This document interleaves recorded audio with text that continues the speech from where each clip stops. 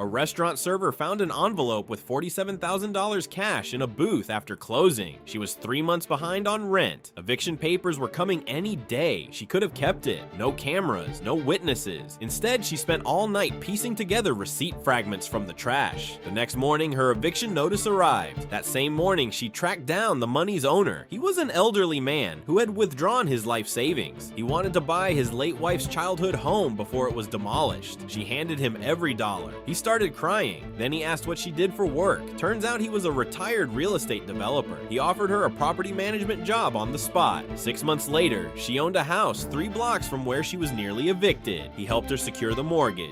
People ask why she didn't keep the money. She says, "Stealing it would have saved my apartment. Returning it gave me a home."